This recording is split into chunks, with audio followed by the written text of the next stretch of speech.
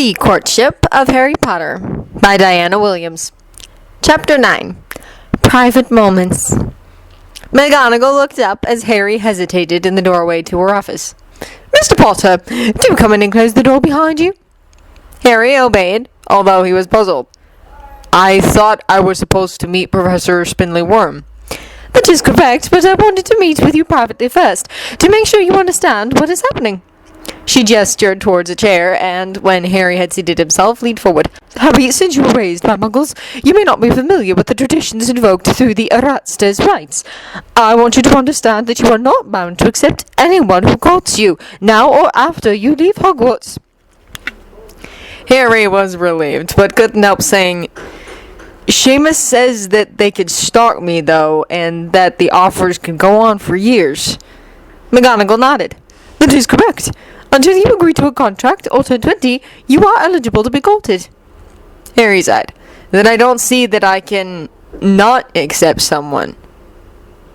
Unless I want to go into hiding for years." "Most young men don't have that problem, but because of your fame," McGonagall sighed. "I'm sorry, Harry. Now, do you have any questions about your meeting today?" "Not really," Harry said, flushing as he said, "Hermione got me a book."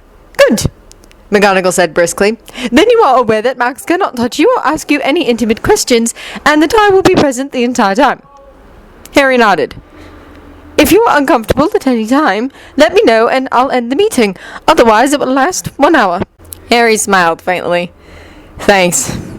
McGonagall's usually stern face softened slightly. "It'll be all right, Harry," she said quietly. "You will see." She stood up and went to the door. "Max, you may come in now." The DADA professor entered the room quickly, and a smile lit up his face when he saw Harry. Harry had to admit that the older man was good-looking. Not as flashy as Lockhart, of course, but still attractive enough to turn heads. For the first time, he wondered why the professor was interested in him.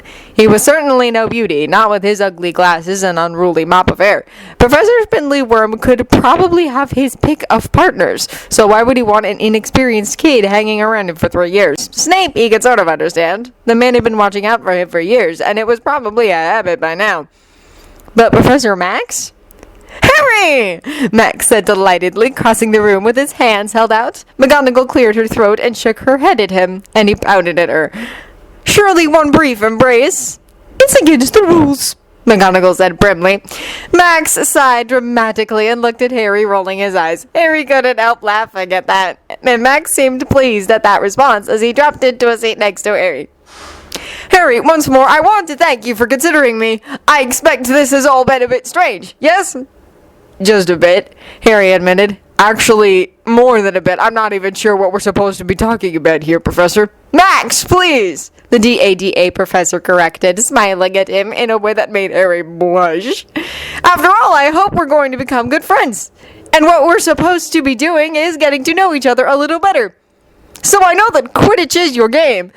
What do you think about the Richmond Raptors' chance to win their division this year?"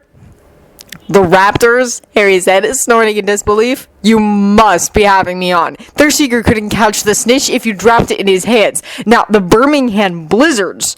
Their discussion of the merits of various teams drifted into a debate about the new rules, and from there to improvements in equipment.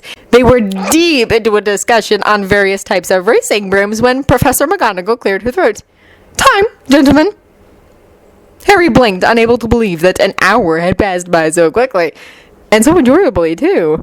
Although Professor Max probably thought he was a complete idiot going on about Quidditch when they were supposed to getting to know each other better.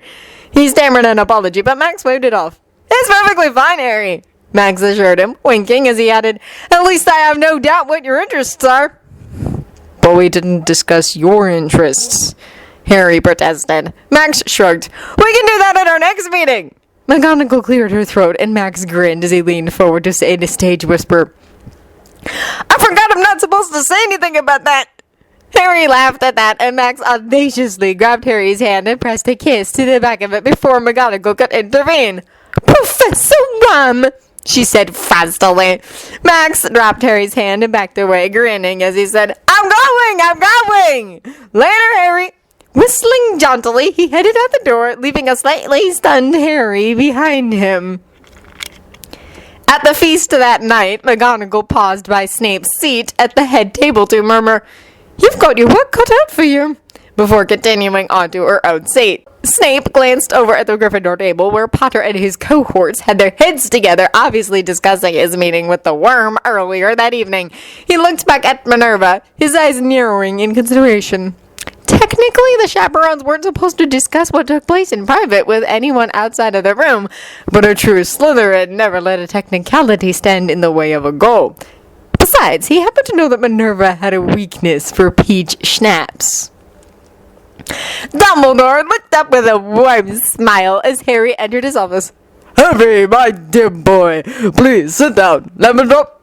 Harry accepted one of the candies, more to have something to do than out of a real desire for it. "I'm not late, am I? I thought Professor Snape would be here already."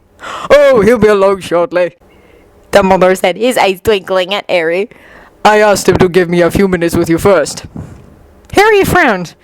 "Professor McGonagall already went over the rules, sir. Is there something else I should know?" No, just wanted to make sure that you were comfortable with all this."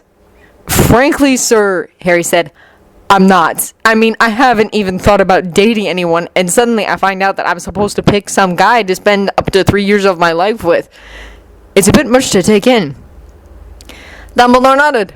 "I'm certain it is. However, you mustn't dwell on the negatives, but rather on the positives.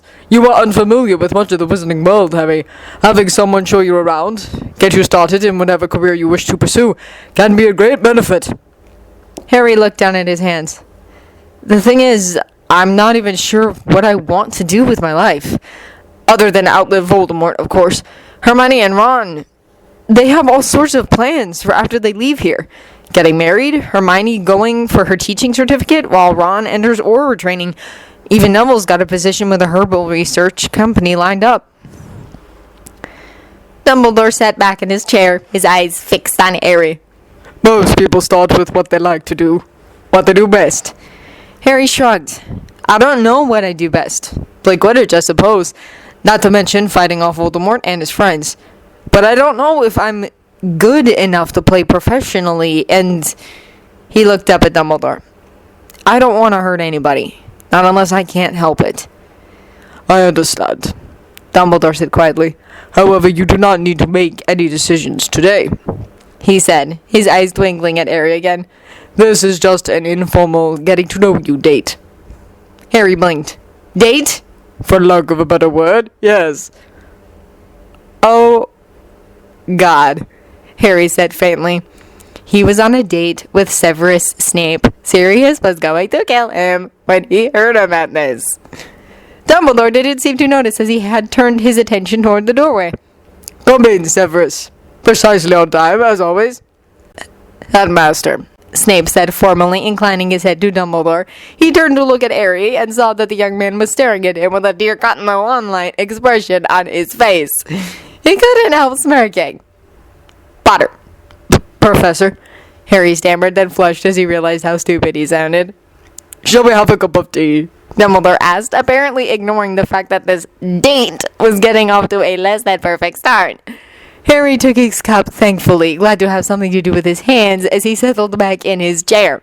Snape looked equally relieved to have something to distract him, and for several long minutes there was nothing but the sound of tea being drunk. "Dear me, I quite forgot," Dumbledore said suddenly. "Minerva was feeling a bit under the weather earlier. Something she ate or drank, I believe, and I promised to check on her." He stood up as he said, "I'll just use the other fireplace to speak with her. I won't be a moment." Under Harry's dumbfounded gaze, Dumbledore disappeared into the adjoining room, carefully leaving the door open. He looked back at Snape. "Is he supposed to do that?" Snape snorted. "I've found that Albus generally does what he wishes, never mind the rules." He took a sip of tea and couldn't help adding, "He was a Gryffindor after all." Harry snickered. Can't you just see him, sneaking about the castle after curfew, getting up to mischief? All too easily, Snape said dryly. Sharing a joint laugh about the headmaster made Harry feel much more at ease, and he said shyly, "Thank you again for the card. It meant a lot to me. I brought it with me today, if you'd like it back." Snape frowned. "Why would I want it back?" Harry shrugged. Well, it was obviously important to you, or you wouldn't have kept it all this time. Were you in love with my mother? He blurted out. As Snape raised an eyebrow, Harry flushed and said, "Sorry, I know it's none of my business, but, well, I wondered." Snape said, "Mr. Potter." Harry. Snape frowned. "What? If we're dating, shouldn't you call me Harry?" He said patiently. Snape considered this for a moment. "Very well. You may call me Severus when we are in private. Not Sev and never Sevy." Harry grinned at the thought of calling the stern potions master Sevy. "Mom called you Sev on the postcard." Snape's face softened slightly. "Your mother was a very special person." "So, were you in love with Lily Evans?" Snape asked. "I loved her, yes. One could hardly help loving Lily. But in love with her?" He shook his head. "Even if my preferences ran in that direction, it would have been hopeless. She was in love with your father from the time we were fifth years." "You don't like redheads?" Harry asked. "What are your preferences, then? Blondes? Brunettes?" Snape smirked. "My preferences have little to do with coloring and more to do with gender." "Oh," Harry said, then realized what Snape had said and his eyes widened. "Oh! But doesn't that make you abnormal?" He flushed. "I didn't mean that you were abnormal. I meant..." "Oh, hell." Snape raised an eyebrow. "Language, Mr. Potter." Harry sighed. Seamus said that most wizards settle down with a wife and family after their experimentation phase. Loath though I am to contradict Mr. Finnegan's vast knowledge on the subject, the fact is that a certain percentage of wizards continue to prefer their own gender, although it is true that very few same-sex marriages exist. Harry said, breathing out a sigh of relief. "I thought there was something wrong with me." He saw Snape's other eyebrow rise and laughed. "I walked right into that one, didn't I?" "Too easy, Mr. Potter." "Harry." Snape said, a gleam in his eye that Harry would have sworn was a smile. He laughed again. "I take it that you mean that you feel a preference outside the norm." Harry shrugged. "I'd never really thought about it. When I was a fourth year, I had a crush on a girl, Cho Chang. But then Voldemort came back, and I've been so busy just trying to stay alive that I haven't had time to pursue anyone." "Then what makes you so certain?" Harry flushed and looked down at his hands in his lap. "Hermione got me a book to help figure out all this. There are some pictures in the back." "Ah," Snape said, nodding his head. "The Erastus writes what every Eromenus should know. The drawings are rather good." Harry blinked at him. "You've read it?" he blurted out. Snape gave him an exasperated look. "Harry, attempt to use your brain for once. I was Eromenus myself 20 years ago." "You were?" Harry asked, surprised, then flushed. "Oh, of course you were. That's how you know all this stuff. Who—" He broke off, blushing even more, and mumbled, "Sorry, none of my business." Snape was quiet for a moment.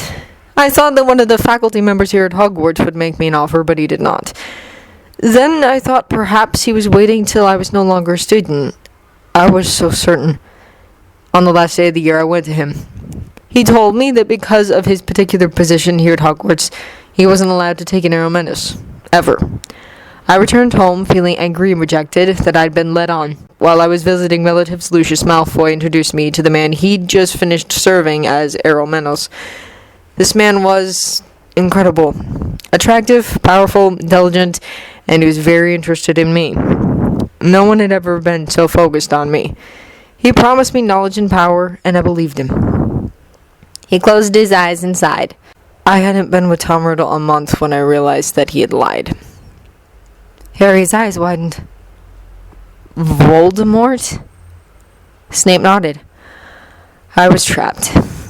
I had been too intoxicated by his attentions to look out for myself. A very un-Slytherin thing to do. And by the time I thought to read the contract, it was too late. He followed it just enough to ensure that I couldn't dissolve the contract for breach of promise, and made the next 3 years of my life difficult. Harry's eyes darkened. He hated to think of anyone in Voldemort's clutches like that, especially Snape. He blinked and wondered where that thought I'd come from. How did you end up here? The day the contract ended, I fled. I didn't know where to go, and somehow I ended up here. Albus took me and gave me work to do in a home. A home, Harry said softly. I know what it's like to want that. I expect that you do, Snape said quietly. He quirked his eyebrow at Harry. You do realize that we have discussed items that technically are out of bounds at this point. Harry grinned at him. Then perhaps it's just as well that the headmaster had to step away for a few minutes. Snape chuckled. I wouldn't be at all surprised to learn that he'd planned this. Harry couldn't reply. He was too busy staring at Snape, stunned at how his face changed when he left. He was almost attractive in a dark and deeply sexy way. Oh yeah, he thought to himself, Sirius is going to kill me.